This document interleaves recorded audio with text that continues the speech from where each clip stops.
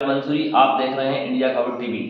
हम बात करने जा रहे हैं हरसूद विधानसभा क्षेत्र 176 की, जहां पर आज हमारे साथ मौजूद है जयस से प्रत्याशी महेंद्र कुमार बड़ी जी। हम उनका बहुत बहुत स्वागत करते हैं हमारे इस चैनल में। आप सभी का आभार। सर्वप्रथम हरसूद विधानसभा क्षेत्र की धरा को नमन। जय भीम, जय जवाहर, जय आदिवासी। महेंद्र जी, ये बताएं कि जयस ने आपको टिकट दिया तो किस बेस पे दिया, किस मुद्दों पर टिकट दिया है? हम बताना चाहेंगे कि यहाँ पे शिवनाथ और कमलनाथ जी ने यहाँ पे 35 साल से हमारे हरसूद विधानसभा क्षेत्र में कुछ भी विकास नहीं किया है।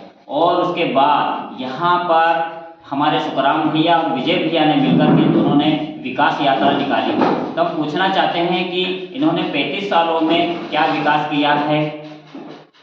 ये शिवनाथ और कमलनाथ, शिवराज सिंह चौहान को शिवनाथ कह रहे हैं और कमलनाथ जी को, आपको पता ही है कमलनाथ जी कौन है, पीसीसी चीफ कमलनाथ जी, और कांग्रेस पार्टी से पूर्व मुख्यमंत्री रह चुके हैं वो। अब शिक्षा को लेकर क्या कहेंगे इस संबंध में महेंद्र जी? शिक्षा की हम बात करें तो यहाँ पर स्कूल है, शालाएं तो बन गई है, पर वहाँ पे शिक्षक नहीं है, टीचर नहीं है। और यहाँ पर मॉडल स्कूल बन गए हैं और मॉडल एकलव्य हॉस्टल है, छात्रावास है, पर वहाँ पर विषयवार टीचर नहीं है और शिक्षक नहीं है और न ही विषय है।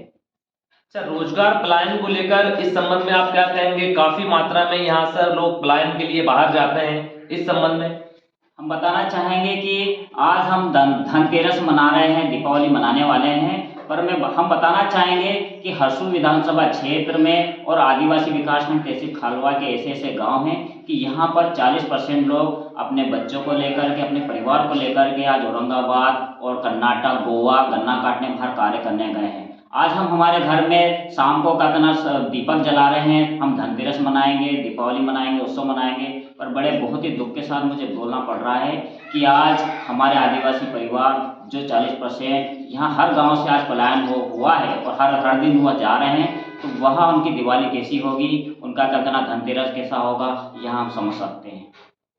किसी का दीप धनतेरस पर बाहर है तो किसी का दीपक घर के अंदर जल रहा है। हम बात कर रहे हैं हरसूद विधानसभा क्षेत्र की, जहां पर कुछ पार्टियां कह रही है हमने ये किया वो किया, सारे विकास किए हैं, लेकिन जयस से जो प्रत्याशी महेंद्र जी, उन्होंने कहा है कि यहाँ विकास नहीं विनाश हुआ है। क्या कहना चाहेंगे आप? हम बताना चाहेंगे अभी कुछ महीने ही पहले रोशनी एकलव्य हॉस्टल में वहाँ के बालकों ने, बच्चों ने छात्रावास में स्ट्राइक करी थी, हड़ताल करी थी, वहाँ की अव्यवस्थाओं को लेकर के। अव्यवस्थाओं को लेकर के जो स्ट्राइक हुई थी, हड़ताल हुआ था, वहाँ पे जिला प्रशासन से शिक्षा अधिकारी आए थे, सहायक आयुक्त महोदय आए थे, और उसके बाद उन्होंने वहाँ जाकर के बच्चों को समझाया कि हम यहाँ व्यवस्था पूरी दुरुस्त करेंगे, सुधारेंगे। उसी के कुछ दिनों बाद वहाँ एकलव्य हॉस्टल में एक अपूर्व नाम के बालक की मौत हो जाती है, हमारे आदिवासी बालक की। और आज इनकी कमियों के कारण हमने एक आदिवासी बालक को खो दिया। और जे संगठन पर परिवार जब वहाँ गया, हम हॉस्टल में गए, तो वहाँ जाकर के हमने देखा कि कम से कम 25 से 35 बच्चे बीमार थे और उनके हाथों में फुंसियाँ हो गई थी, घमौरियाँ हो गई थी, और कम से कम 25 बच्चे सर्दी खांसी से बुखार से पीड़ित थे।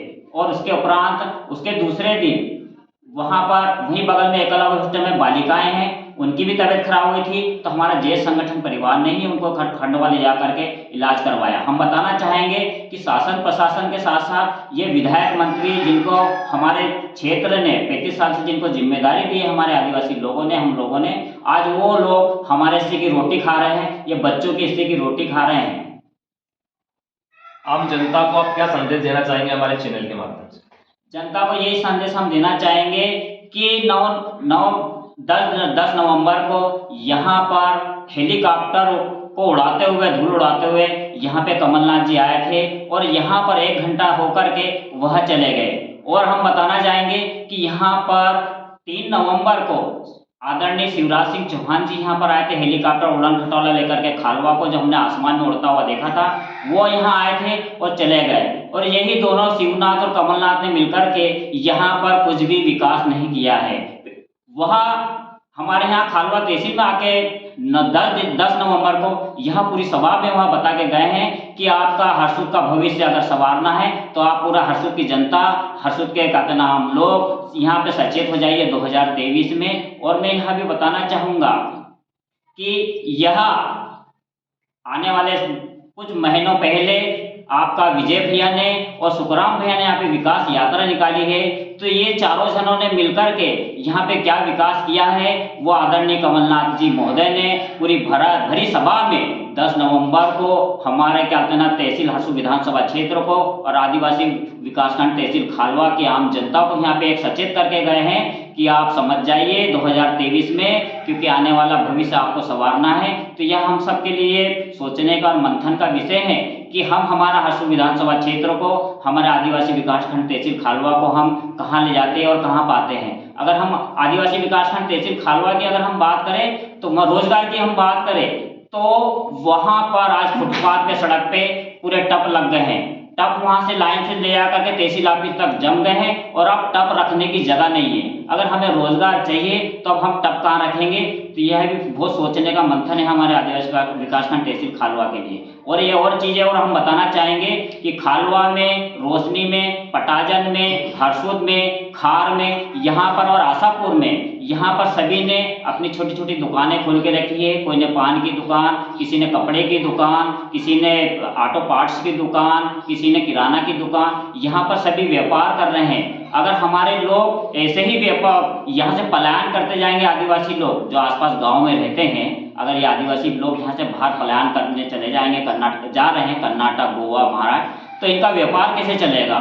जो यहाँ पर अपना छोटा छोटा व्यापार, होटलें, दुकानें खोल करके बैठे हैं, अगर हम लोग आदिवासी इनके यहाँ जाएंगे नहीं तो इनका व्यापार चलेगा कैसे। तो खालवा की तरक्की कैसे होगी। हम यहाँ बताना चाहेंगे कि यह खालवा एक ब्लॉक नहीं रहा, यह तहसील बन गया है और हमारा खालवा बड़ा हो गया है और फैल रहा है और इसकी मूलभूत सुविधाएं बढ़ रही है, इसकी आवश्यकताएं बढ़ रही है।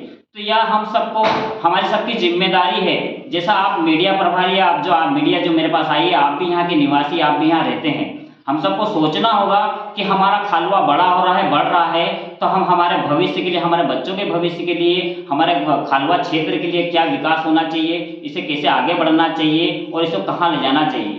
हमारे यहाँ वो सबसे भी सोचते हैं कि हम कहते हैं ना व्यापार कर रहे हैं, हम धंधा कर रहे हैं या फिर नौकरी कर रहे हैं या मजदूरी कर रहे हैं, हम हमारे बच्चों को सरकारी स्कूल में और कहते हैं अंग्रेजी स्कूल में, प्राइवेट स्कूल में हम पढ़ा रहे हैं हमारे बच्चों को, पर हमारे बच्चों का कोई भविष्य नहीं है। जब हमारे भविष्य नहीं है तो हमारे आने वाले भविष्य का क्या होगा, हमारे आदिवासी विकासखंड तहसील का भविष्य क्या होगा, हमारे हरसूद का भविष्य क्या होगा। यह सोचने का विषय हम सबके लिए।